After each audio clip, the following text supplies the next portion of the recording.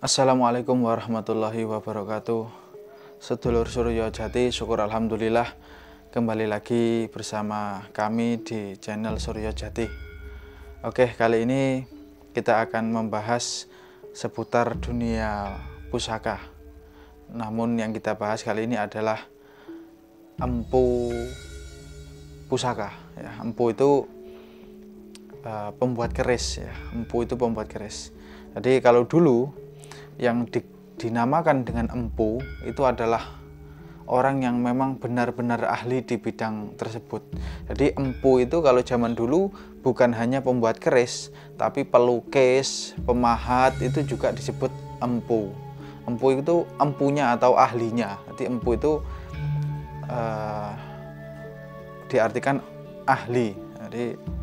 Jadi kalau ada empu, kemudian di situ ada anak buahnya, maka anak buah itu tadi belum disebut empu, tapi disebut pandai, seperti itu. Pandai sendiri juga ahli, ya, ahli di bidang tersebut, tapi tidak seahli empu. Karena empu tadi benar-benar sangat ahli atau sangat menguasai, maka disebut empu. Termasuk empu untuk empu pahat itu juga ahli di bidang memahat patung, itu disebut juga empu. Dan ada empu kayu juga, mereka ahli dalam membuat seni dalam berbagai kayu, mungkin membuat ukiran di kayu atau membuat bahan-bahan dari kayu, banyak sekali. Jadi empu itu zaman dulu artiannya itu ahli.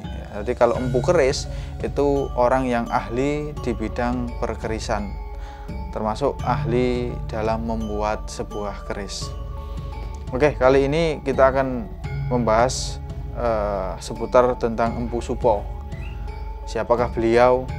Tentu para pencinta keris sudah tidak asing lagi dengan nama Empu Supo, ya. Empu sendiri itu ada banyak sekali.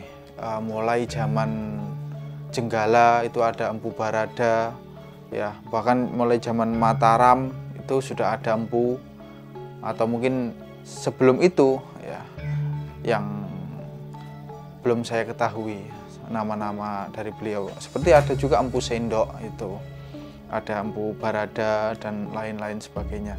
Sampai di masa Majapahit itu empu sudah menjadi sangat banyak menyebar, mulai di Madura, mulai di Jawa Barat, di Galuh, Segaloh, di Tuban, kemudian di Blambangan juga itu sudah banyak sekali para empu. Oke, Empu Supo itu banyak sekali mitos dan ceritanya, ya. Jadi untuk sejarah yang tertulis memang minim sekali. Namun yang berkembang paling banyak itu mitosnya. Kalau mitos itu ya kita tahu sendirilah, ya. Kadang mitos itu dikembangkan dan juga dibumbui. Ya, wah, dibumbui bermacam-macam sudah. Mulai empu yang sakti, empu yang bisa terbang, empu yang membuat keris di dalam tanah, empu yang membuat keris di dalam air, ya, banyak sekali. Itu kan bumbu-bumbu mitos di masyarakat kita.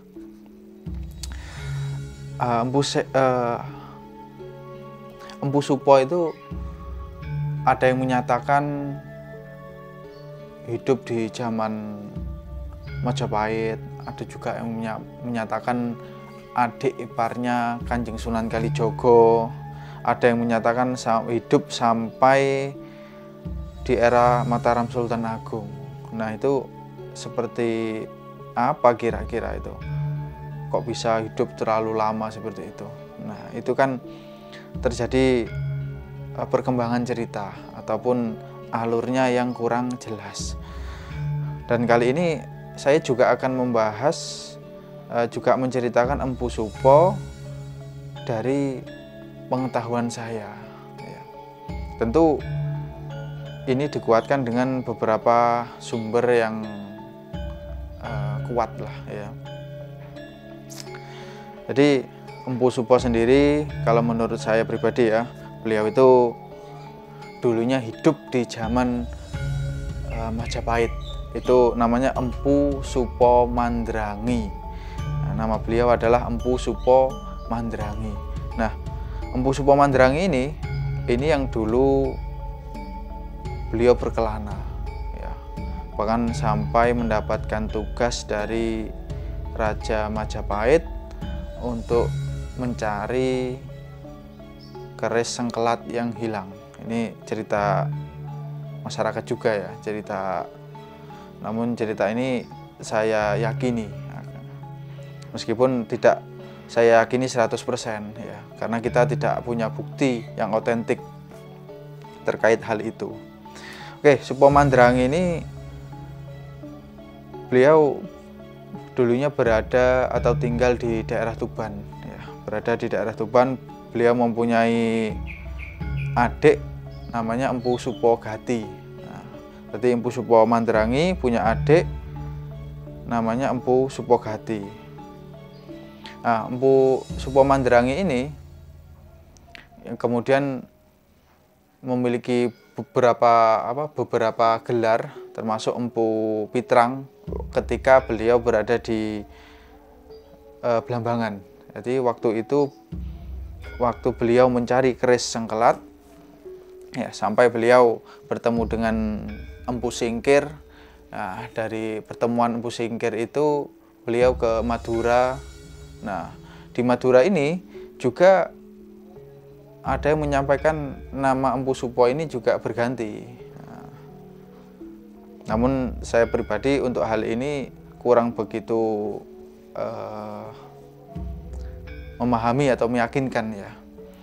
Yang saya yakini kemudian setelah itu beliau berguru kepada Empu Singkir. Nah, Empu Singkir sendiri itu dulunya empu dari Jawa Barat yang pindah atau ya pindah lokasi ke Madura. Setelah belajar ke Empu Singkir tadi, kemudian Empu Supo ini mendapatkan petunjuk ya dari Empu Singkir untuk ke arah wetan atau ke arah timur, yakni ke Blambangan. Pergilah beliau ke Blambangan, Empu Supo ini tadi.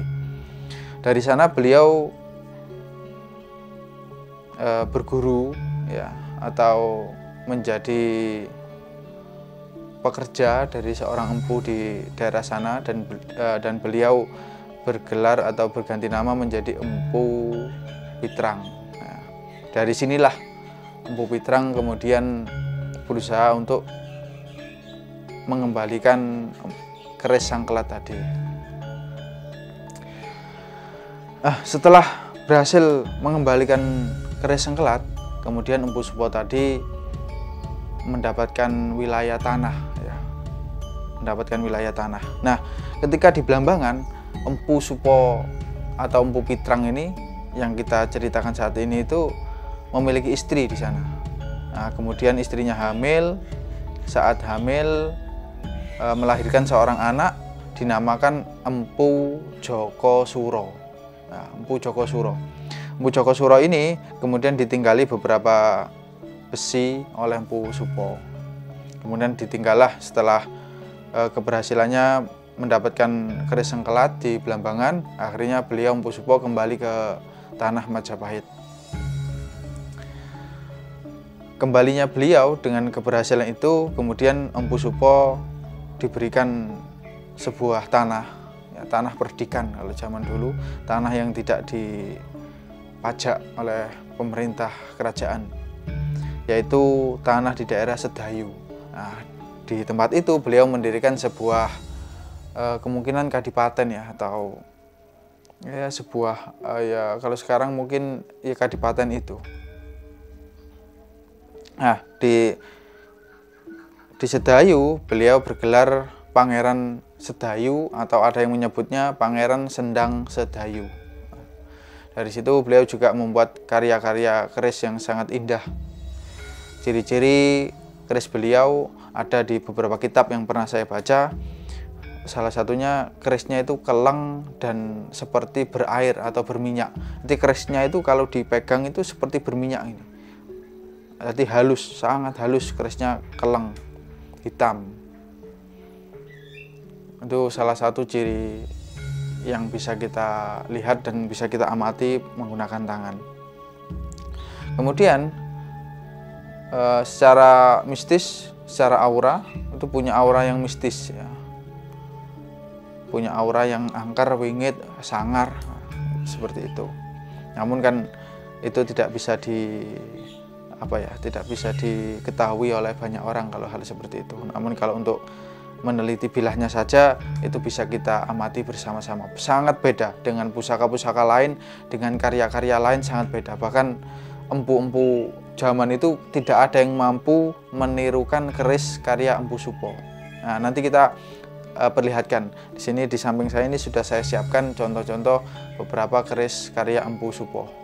Nah, setelah itu Empu Joko Suro ini, anak dari Empu Supo ini juga mencari ayahnya. Beliau melakukan perjalanan ke arah barat sambil membawa besi yang dulu diberi oleh Empu Supo itu tadi. Nah, besi itu tadi menurut cerita besinya itu pendek-pendek, kemudian dari jalan itu dipencet-pencet, dijadikan sebuah keris, diberi lubang, ada lubangnya, kemudian diberi tali itu, kemudian kerisnya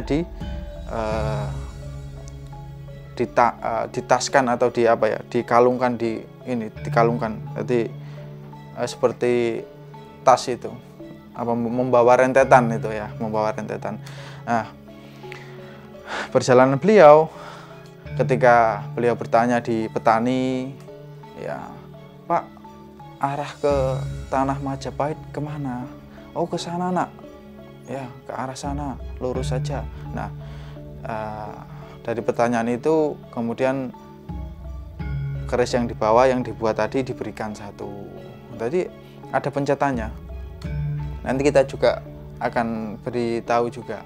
Jadi itu dari pencetan Joko Suro. Makanya sampai sekarang keris itu dinamakan keris Suro ya, atau keris Joko Suro. Kalau saya pribadi lebih ke arah keris Joko Suro. Karena dapurnya sendiri sangat sederhana dan tidak ada di pakem yang tertera ya. Dapurnya sederhana sekali, kecil, seperti jimatan. Kemudian sampai di Majapahit, beliau baru menemui ayahnya tadi. Nah, di Sedayu Empu Supo ini menikah dengan salah satu keluarga raja ya, keluarga Raja Majapahit. Kemudian memiliki anak bernama Joko Supo. Nah, kalau kakaknya tadi Joko Suro, kalau adiknya ini namanya Joko Supo. Nah, Joko Supo inilah yang kemudian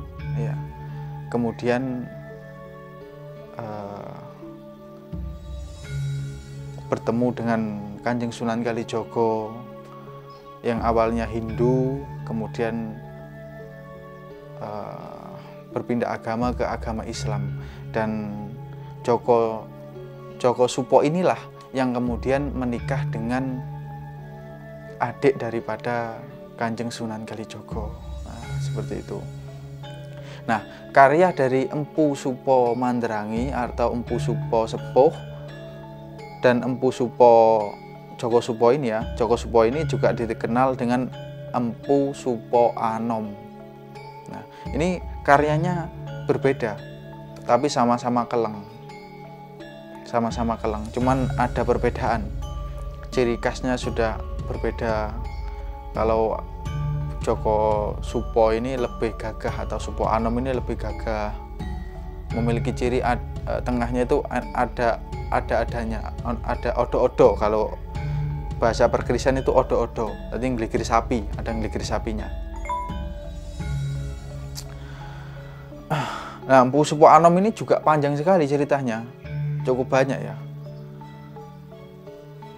Beliau menjadi empu keris di zaman Majapahit akhir dan mengabdikan diri menjadi Empu Supo, menjadi empu di Kerajaan Demak waktu itu.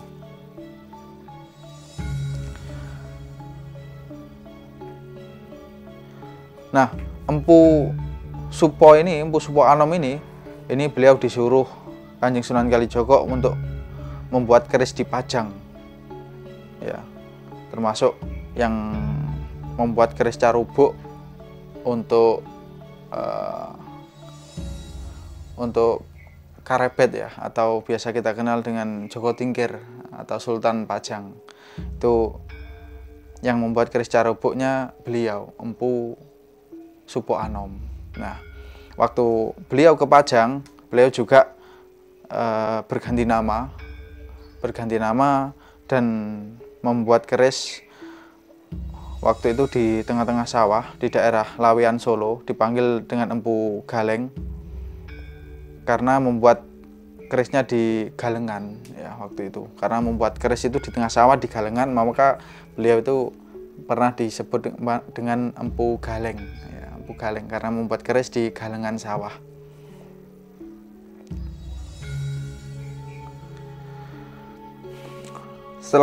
Setelah dari kerajaan Demak pindah ke kerajaan Pajang,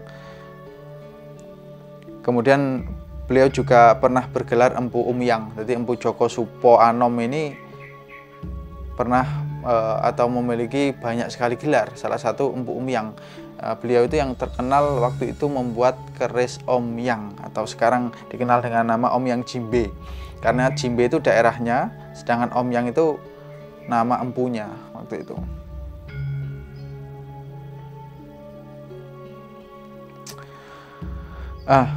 Setelah dari daerah Omyang tadi, kemudian juga beliau pindah ke Madiun, dan di sana beliau membuat keris dengan nama keris Tundung Madiun. Nah, dari situ beliau juga dikenal dengan Empu Tundung Madiun. Banyak sekali, ini kisah tentang Joko Supo ini menarik sekali. Kalau dibahas sangat panjang sekali, maka sekarang kita coba untuk melihat langsung saja keris karya beliau, Empu Supo Mandrangi atau Empu Supo Sepuh ya. Jadi seperti itu ya. Jadi ada perbedaan antara Empu Supo Sepuh dan Empu Supo Anom. Keduanya sama-sama Empu Supo. Ya, keduanya sama-sama Empu Supo. Hanya saja antara bapak dan anak. Ini.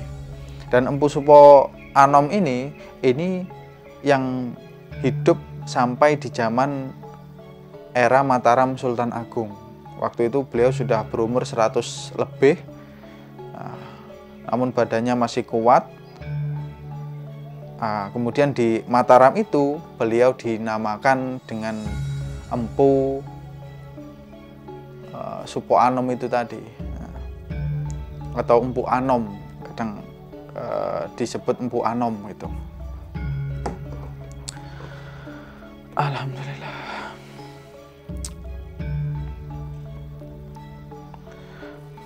Dan Empu Anom ini dulunya waktu di Mataram juga menjadi pemimpinnya para empu zaman itu. Jadi empu itu di zamannya Sultan Agung dikumpulkan dari berbagai tempat, itu dikumpulkan untuk memperbanyak khasanah perkerisan. Karena zaman dulu zaman dimana terjadi perang, zaman dimana terjadi adanya penjajahan, adanya Belanda, adanya Portugis, itu. Dan sekarang ini makanya yang paling banyak itu keris-keris yang beredar itu keris-keris era Sultan Agung. Tapi yang beredar sekarang itu bukan keris buatan Empu Anom itu tadi, bukan. Rata-rata yang membuat ya itu empu-empu lain yang waktu itu dikumpulkan. Nah, waktu itu diajari oleh Empu Supo Anom itu tadi. Jadi bukan hasil tempaan Empu Anom, bukan. Karena Empu Anom waktu itu sudah sepuh ya, sudah tua, yang diperkirakan sudah 100 lebih. Oke, bismillah. Ini salah satu contoh daripada keris karya Empu Supo.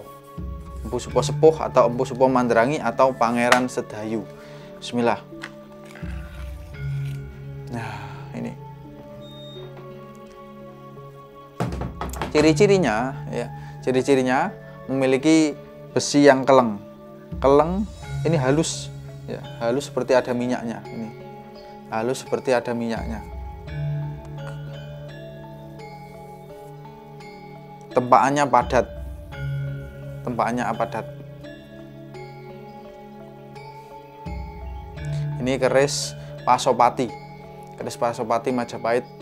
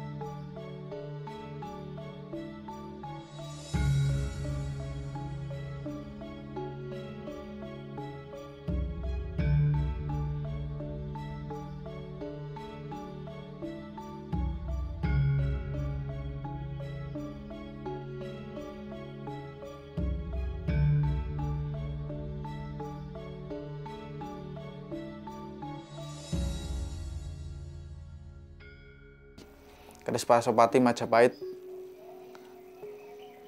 karya Pangeran Sedayu. Ya. Kemudian ada lagi. Nah, ini keris Lok 5, ya, keris Lok 5. Pandawa, keris Pandawa. Ya, ini juga sama. Ini memiliki ciri yang sangat halus sekali. Sangat halus sekali. Bahkan ini tidak berkarat meskipun tidak diberi minyak.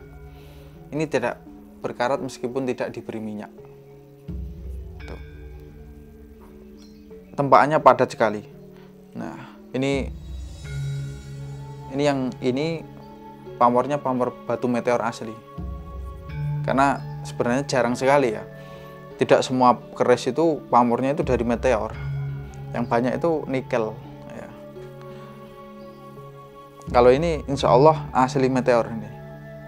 Dari ciri-ciri batunya, dari ciri-ciri warnanya yang saya amati juga, saya cari informasi di beberapa sumber. Ya. Jadi ini makanya pamornya itu tidak masih utuh atau tidak hancur atau tidak menyatu dengan tempaan. Seolah-olah kayak batu mancep gitu. Jadi memang sangat keras ya, Pak. Meteor itu sangat keras. Nanti di zoom, nanti saya zoomkan nanti biar lebih jelas.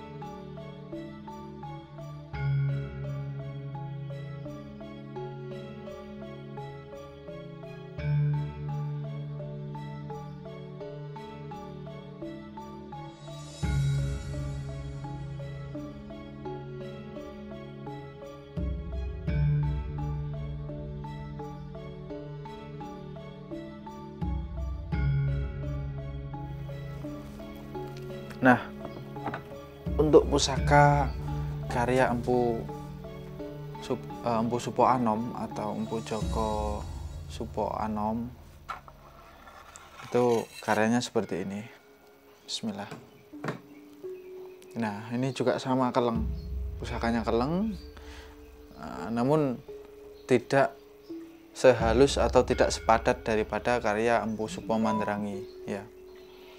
Salah satu ciri yaitu ada gligir sapinya di sini. tapi tidak sampai atas gelir sapinya. Nih, nanti kita zoom agar bisa dilihat bersama. Kalau dari jarak jauh segini kan tidak terlalu terlihat. Nanti kita zoomkan agar terlihat jelas. Lugas, kerisnya sangat lugas ya, sangat lugas, tegas, berwibawa ya, gagah sekali ya. Nah, ini ada satu lagi juga contoh keris Empu Supo Anom. Bismillah. Nah, ini nanti kita zoomkan lagi. Ini Singo Barong ya. Ini juga punya gelir sapi, tapi tidak sampai atas, cuman sedikit saja. Ini salah satu ciri-ciri daripada karya Empu Supo Anom. Nih, sama keleng, sama. Jadi kerisnya keleng, gagah, lugas ya, sama seperti tadi ya, gagah, lugas. Ya.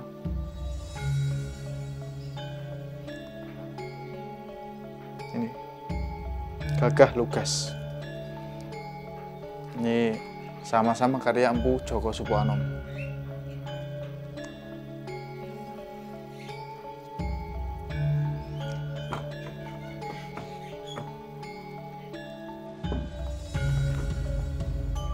Ada lagi beberapa ciri-ciri karya di zaman Majapahit ya, karya di zaman Majapahit.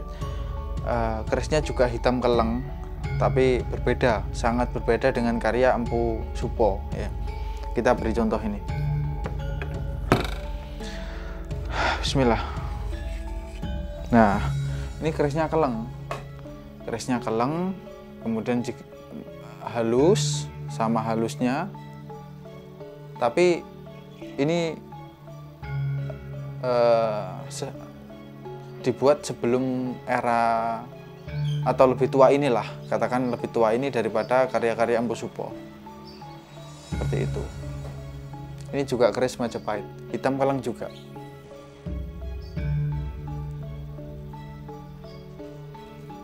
Tapi kalau dipegang secara langsung itu sangat berbeda, ada perbedaannya. Oke.